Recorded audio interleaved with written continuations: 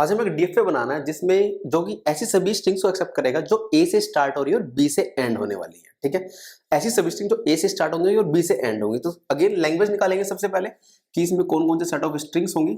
सो कौन कौन सी स्ट्रिंग्स होंगी जो ए से स्टार्ट हो रही है और बी से एंड हो रही है ओवर ए बी। ठीक है, over A B means input alphabet can be A and B. So only क्या केवल ए बी, क्या ये स्ट्रिंग ए से स्टार्ट हो रही है बी से एंड हो रही है? यस। क्या next string can be A A B, क्या ये ए से स्टार्ट और बी से एंड हो रही है? Three length string, yes. और क्या ये भी ए बी बी, ये भी किससे एंड हो रही है? बी से, और स्टार्ट ए से हो रही है। और कोई स्ट्रिंग हो सकती है जो ए से स्टार्ट और बी से एंड हो, थ्री लेंथ स्ट्रिंग? और कोई नहीं हो सकती। Similarly there can be four length string A B, इसके बीच में हमारे पास क्या क्या आ जाए? ए आ जाए, ए बी आ जाए, बी ए आ जाए, या फिर बी बी आ जाए, बट स्टार्टिंग में ए, बी में एंड, लास्ट में बी है। सो दैट इज फाइन, ये सभी स्ट्रिंग एंड होंगी। Likewise we can proceed. ठीक है, अब इन सभी में सबसे मिनिमल लेंथ स्ट्रिंग कौन सी है? Again the minimal length string is A B. Process यही है डीएफए बनाने का। आप सेट ऑफ स्ट्रिंग्स निकाल लें एक बार, फिर उसमें से सबसे छोटे वाली स्ट्रिंग को पकड़ें कि जो भी सबसे छोटी स्ट्रिंग है पहले उसको एक्सेप्ट करा लें और फिर सभी स्टेट्स के ट्रांजिशंस को कंप्लीट कर लें। ठीक है, सो मेरे पास सबसे पहले ये है ए बी को एक्सेप्ट कराना है मुझे। मेरे पास एक स्टेट है क्यू नोट, एक स्टेट है मेरे पास Q1, एक स्टेट है मेरे पास Q2।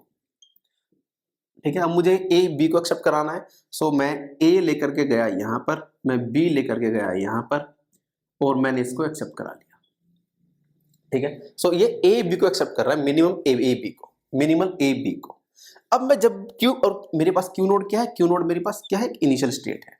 ठीक है, अब मेरे पास क्या है कि मैं ये कहता हूं जब मैं Q1 पे पहुंचा तो मुझे जो स्टार्टिंग का ए था मुझे ए मिल चुका है। जब मुझे एक ए मिलेगा तब मैं Q1 पर हूं, और Q1 पे मेरे पास कौन सा मूव है? बी का मूव है, बट ए का मूव अभी नहीं है। ए का मूव मुझे आइडेंटिफाई करना है कि ट्रांजिशन, कि अगर मुझे Q1 पे ए मिलेगा तो मुझे कहां जाना है। मैं ये कहता हूं कि देखो ए बी अगर है, इनिशियल ए मिला फिर बी मिला, पहले ए मिला फिर बी मिला, तब तो एक्सेप्ट हो जाएगा। बट Q1 पर अगर मुझे इस ए के बाद ए मिल जाए तो क्या उसको एक्सेप्ट करेगा? ए के मिले तो। और अगर मैं कहता हूं उसको दो ए मिल जाए तो क्या वो भी उसको भी एक्सेप्ट करेगा?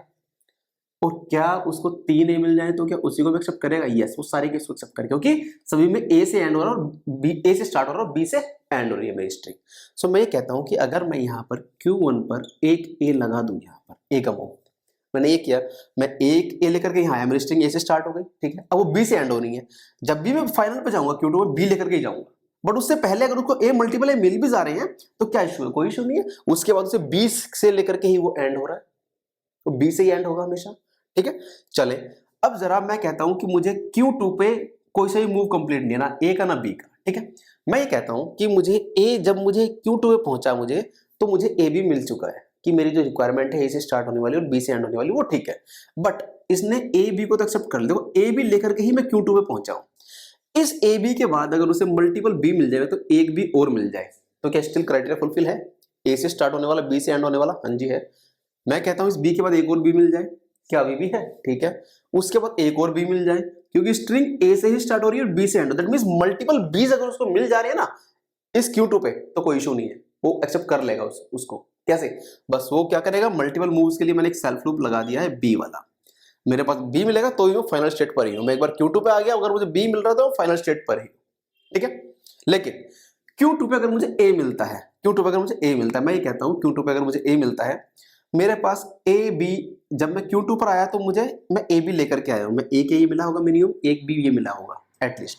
सो मैं Q2 पे जब पहुंचा तो ये है, बट इसके बाद अगर एक ए आ जाए तो क्या इसको एक्सेप्ट करेगा? नहीं, ये तो ए से स्टार्ट हो गया और ए से एंड हो गया, जो कि ए से स्टार्ट होना चाहिए था और बी से एंड होना चाहिए था। ठीक है, तो इन्होंने क्या किया, बट अगर इस ए के बाद इनको बी मिल जाएगा तो इसको एक्सेप्ट कर लेंगे।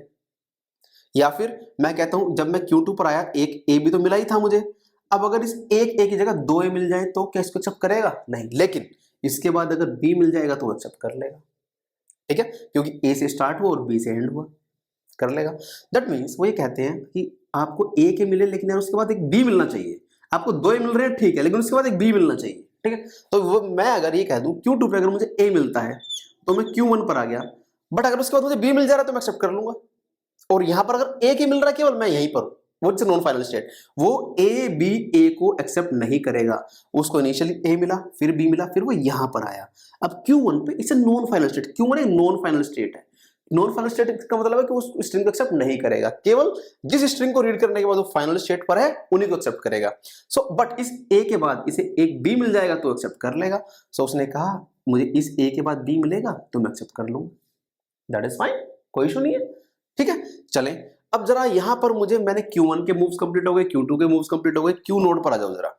Q नोड पे मगर मुझे A मिलता है तो ये तो मुझे पता है, बट अगर क्या ये DFA या ये लैंग्वेज कभी ओनली B को एक्सेप्ट करेगी? ओनली B, वो तो स्टार्ट ही B से हो रही है, कभी भी नहीं करेगा। B के बाद उसे A मिले, B मिले, B के बाद क्या इन्हें कभी एक्सेप्ट करेगा? नहीं करेगा। क्यों? क्योंकि ये B से स्टार्ट हो गई और स्ट्रिंग किससे स्टार्ट होनी चाहिए? A से। दैट मीन्स अगर गलती से भी मेरी स्ट्रिंग B से स्टार्ट हो गई है, उस B के बाद उन्हें कुछ भी मिले वो कभी भी स्ट्रिंग एक्सेप्ट नहीं हो सकती। दैट मीन्स कि अगर उसे स्टार्टिंग में B मिल जाए गलती से कभी भी, तो वो कभी भी मेरी फाइनल स्टेट पे नहीं आ सकती, क्योंकि वो कभी एक्सेप्ट नहीं होगी अगर B से स्टार्ट हो गई तो।